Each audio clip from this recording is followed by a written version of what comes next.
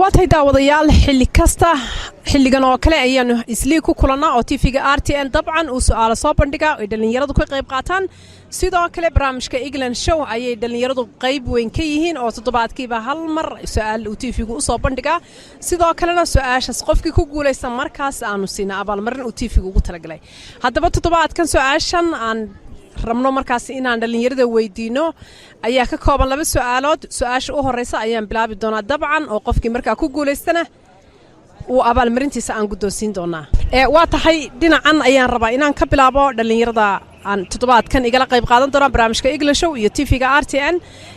walaalo adoo magacaa ku bilaabaya magacayda maxaa la Maxamed Bashiir Xaashi kelmadda toddobaadkan waxay tahay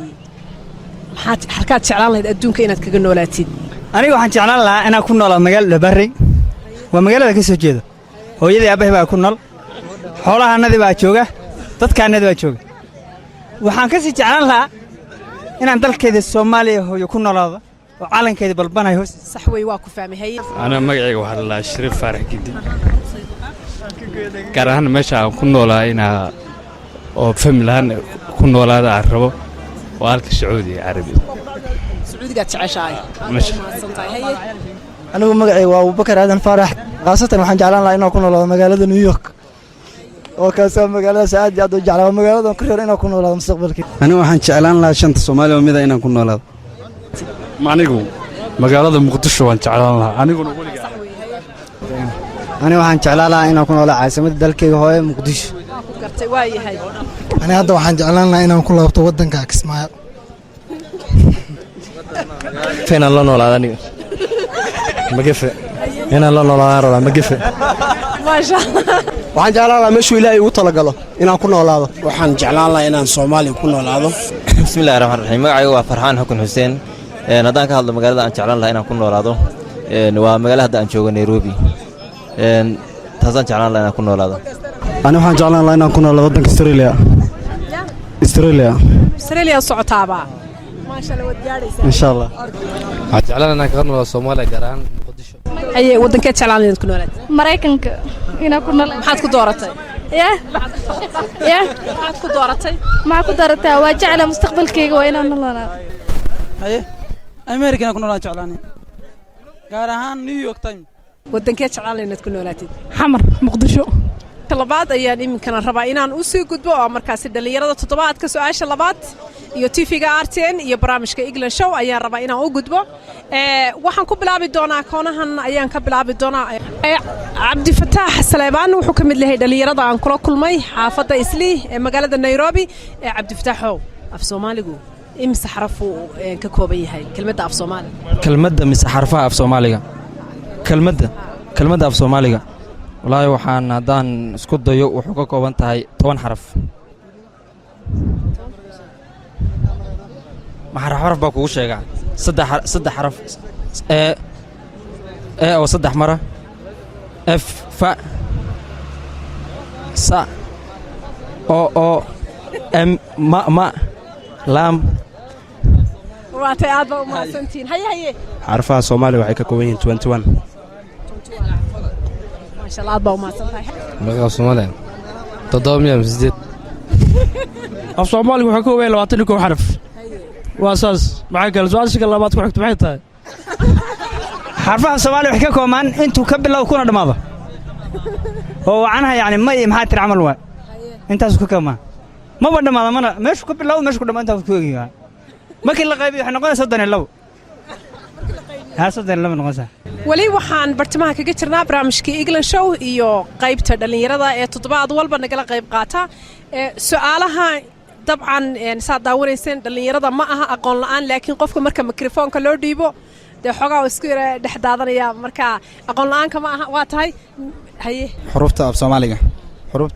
waxay ka kooban tahay 22 iyo kelmadda af Soomaali ee bay ka bilaabataa meesha ka bilaabato lama rabo imsa xarafay ka kooban tahay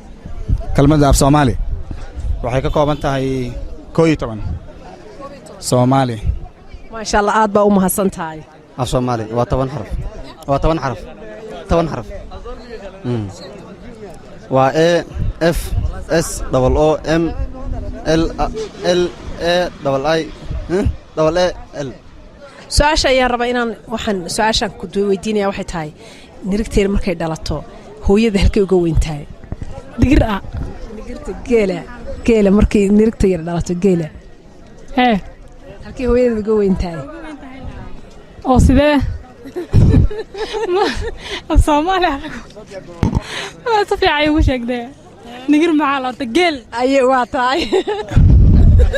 waa arrin gaaban hoos iga soo gashay qofka moogta waa inuu isqorsheeyaa marka way igu adkaatay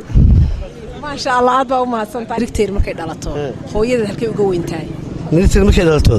hooyadeed halkay uga weyn tahay bakada ii sheegtaas ma garanaya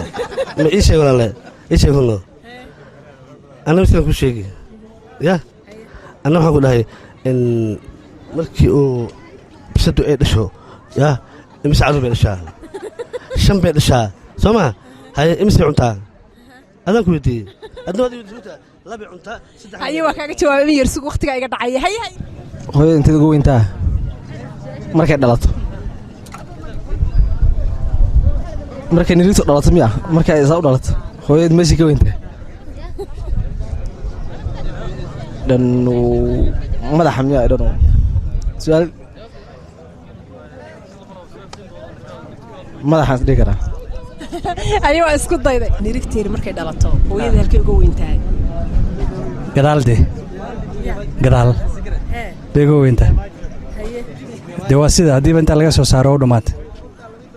nirigtaa weyndee ma weyna habartaa weyn nirigta markay dhalato hooyadeed waxay uga weyn tahay timaha okaa meesha nirigta hooyadeed markay dhasho ay nirigta ka weyn tahay waa dhogorta maxaa su-aasha nirigteeda markay dhalato hooyada halkay uga weyn tahay nirigta ma weyn hooyadeed weyn hadda meesha ka dhashay uga weyn markay dhalato hooyada halkay uga weyn tahay weynta dhogorta ka weynta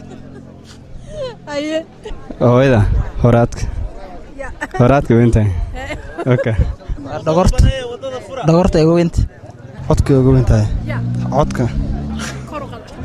sawdka uga weynta markay qayliso ciida dhadno okay waayahay dhogorteeda uga weyntahay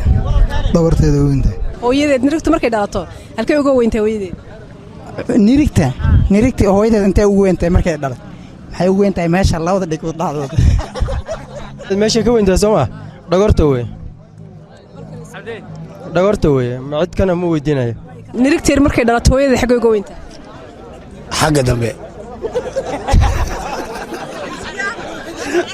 xagga dambe dee ay ugu weyn tahay dhogorta waayo dhogorta moogtahay dhogorta ma laha moogta waa dhogorta wax kale maaha nirigteed markay dhalato xaggee maxaa tidhi hooyadeed halkay uga weyn tahay xaggee uga weyn tahay ma fahmaayo af Soomaaligaas nirigta yar hashu markay dhasho soo ilmo yar ma dhasho ilmo yar halkuu uga weyn yahay hooyadii dee naaska inay siiso ilmaha inay ilmaha weyn intuu ka weyn yahaa ilmaha intuu ka weyn yahaa garbaha intuu ka weyn yahaa maasha Allah su'aashan dadka waxa laga yaabaa qaar baraf Soomaaliga isfahmi weyn marka nirigta yar markay dhalato hooyada xaggay uga weyn tahay dhogorta iyo ciga dhawaqa iyo dhogorta labadaas u maleynaa caloosha ku weyn ayadaa ka hor dhalatay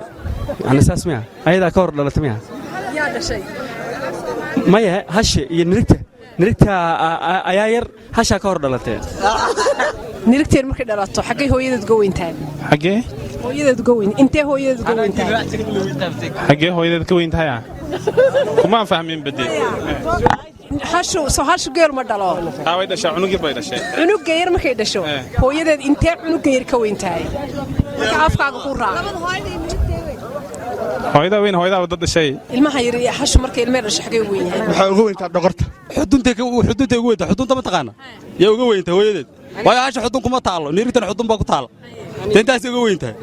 ما شاء الله واسكو دايده dhabarta اسكو دايده هي waxaa u malaynaa cagaha ugu weynta cagaha ugu weynta u malaynaa gudaha meeshay ku istaagaysaa ugu weynta u malaynaa